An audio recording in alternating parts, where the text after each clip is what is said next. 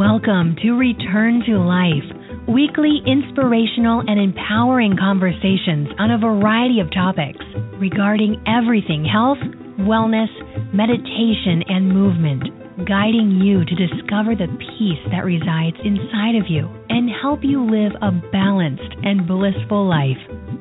It's time to return to life.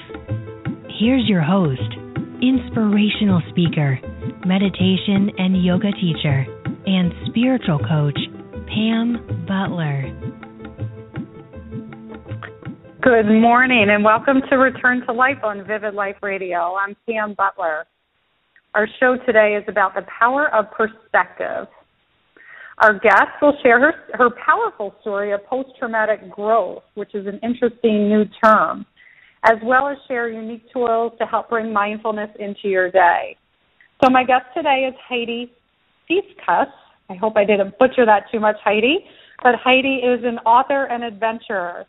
She's the author of 2 inspirational memoirs, and they are called When All Balls Drop and With New Eyes. But I'm really happy that you're here this morning, Heidi. I know you have a really powerful story to tell, as well as some really great, cool tools to share with our listeners. So I think first off, I would like for you to share a little bit about yourself before you discovered meditation and mindfulness. You know, what kind of personality did you have? We should probably press rewind about 6 years now, and I would describe myself as a self-proclaimed superwoman, and I'm sure a lot of the listeners can connect to that. I was happily married to a successful Brazilian chef, a homeowner in South Florida, keeping up with the Joneses, as well as a globetrotting travel industry executive. So ambitious, successful, married, homeowner, and also trying to be as healthy as possible. Going to the gym, enjoying all that South Florida has to offer, the sun, surf, and sand. And holding that all together to the outward world seemingly perfectly, but biting off more than I could chew. Superwoman, super multitasker, and certainly someone who did not have a way to check in because things were so busy. Can you share your story of the traumatic event in your life that was the catalyst for this shift and how that exterior world became less important? As I shared with you, I was a travel industry executive, and with that, many travels all over the globe. And on one of these travels, I ended up in the Hudson River Valley in New York, so about an hour and a half out of the city. And as the multitasker that I was, I decided that I was going to go for a walk to admire the fall colors. It was about this time of year, 6 years ago. And on that walk, I was going to also take out the trash. And so I tell people that taking out the trash changed my life. What happened is I exited the building with a trash bag and pizza box from the night before, and everything went blank. I did not hear, see, or luckily feel a thing. I awoke 5 days later, and by my side was my husband and my mother. And I didn't understand how I had gotten there, what had transpired, and they put the pieces of the puzzle together for me. What happened that normal fall day was a 1,000-pound tree limb struck me, breaking my neck and leaving me unconscious. Before the break, we talked about the period of time when you suffered from your traumatic accident. And I know that there's more to the trauma. And I'd like you to just talk a little bit more about that, Heidi. You know, a lot of times it's events come in more than one thing. So can you share just a little bit more about that traumatic period of time in your life? Yes. The traumatic accident of a 1,000-pound tree limb crushing me in Hudson River Valley, New York, broke my neck, left me unconscious, So my health was in peril, but it also sparked a ripple effect of other tremendous changes and losses in my life. The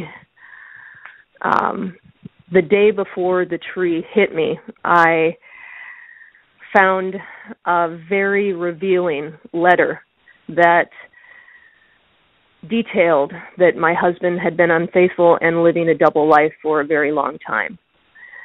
And so as I awoke in that ICU room and I saw him next to me, I knew I had a broken neck, but I also had a broken heart. And the doctor told me that the recovery was not going to be just put a cast on it and you can go back to your normal life. It would be something that would be 6 to 9 months. It ended up being 9 months. And with that prognosis, my high-powered travel industry job forced me to resign. So almost simultaneously that fall, I lost everything that I held dear. And I documented this 9-month period of my life in an inspirational memoir called When All Balls Drop, The Upside of Losing Everything. And I think we can all relate to juggling a lot of balls and being a self-proclaimed superwoman. That fall, all my balls dropped. And in losing everything, I found the upside. And that upside is perspective. And instead of being in the wrong place at the wrong time, that day I was exactly in the right place at the right time to alter my life course as well as to shift my perspective. How did you make that shift from holy moly, my life has just been turned upside down to I've written 2 books, I'm an inspirational speaker, you know, I found this internal happiness. How did you make that shift? That's amazing. It was a forced pause on my life. All that busyness was halted. And with that time, I had the opportunity to reflect. And I had an option to rebuild the former life or to architect a new one. And I decided on the latter and to be the architect of what I call Life 2.0. That incident in my life, that fall, was an opportunity for me to recalibrate, check in with myself, and really make the decisions necessary to live a true, happier version of myself, Heidi 2.0. What's the 2.0? Let's talk about that Life 2.0. What does that mean? Well, just like your cell phones and your laptops, and you get these pop-up windows that ask you for software updates, I believe that life also needs to have frequent updates and doses of perspective to check in with yourself, or just like what software updates do, they fix the bugs or the glitches. Sometimes it improves functionality. In my case, it was a full life overhaul. How did you dip your toe into finding about meditation or mindfulness or self-reflection? During my recovery process is when I started a meditation practice. At the time, it was to relieve pain, but what I found was that there are lifelong benefits to being still, being in the moment, and only focusing on one thing. So in my case, it was to help me heal and manage my pain. Since recovering, I continue with meditation, but not necessarily in the same form. At that point, I was doing yoga and breathing meditation. I have since added other forms of meditation to my, I guess, secret recipe of meditation. And I would say they're one of a kind, and I call adventure my meditation.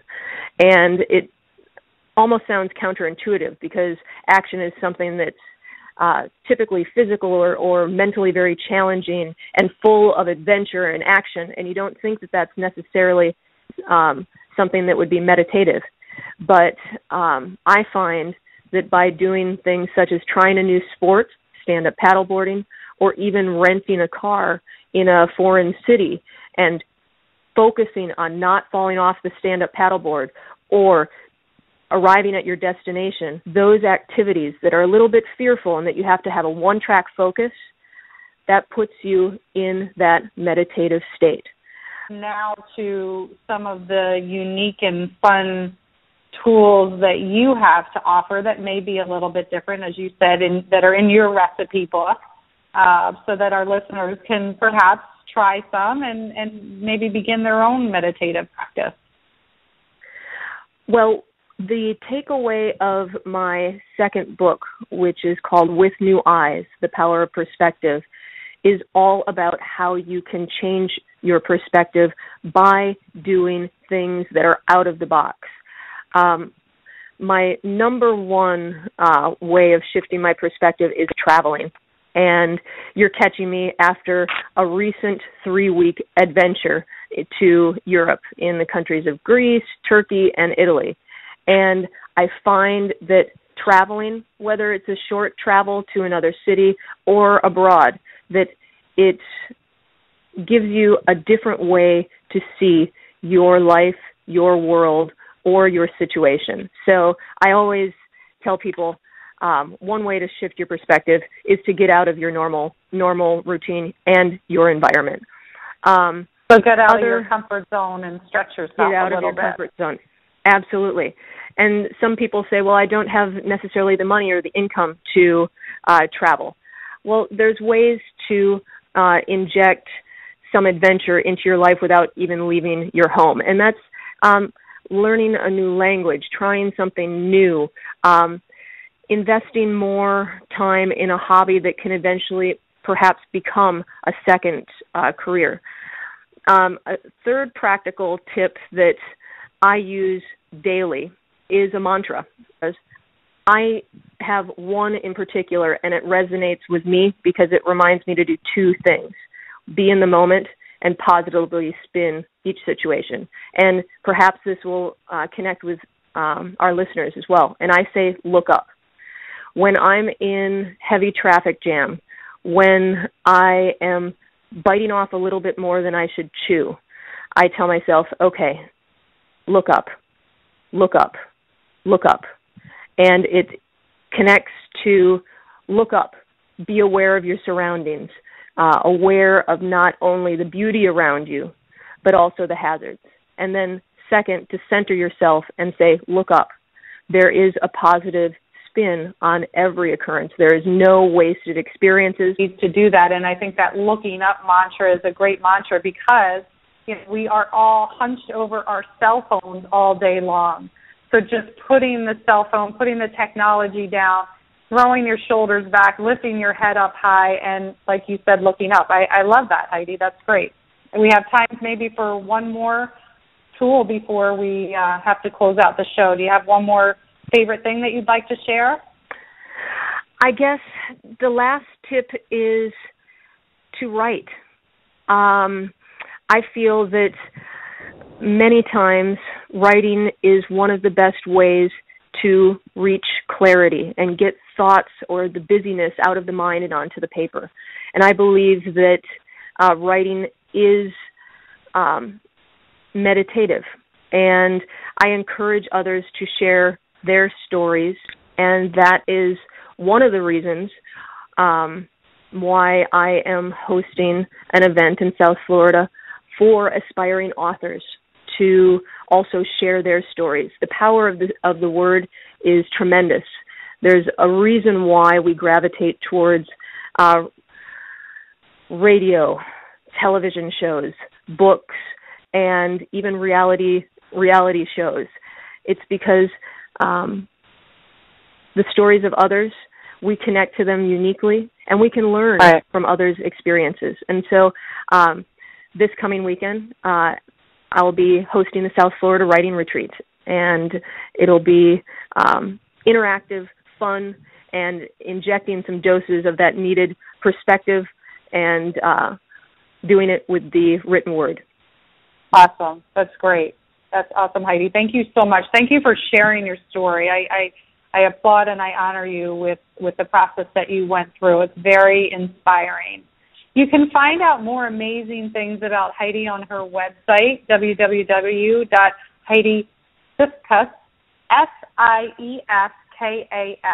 SIEFKAS.com. And you can also follow her on Twitter.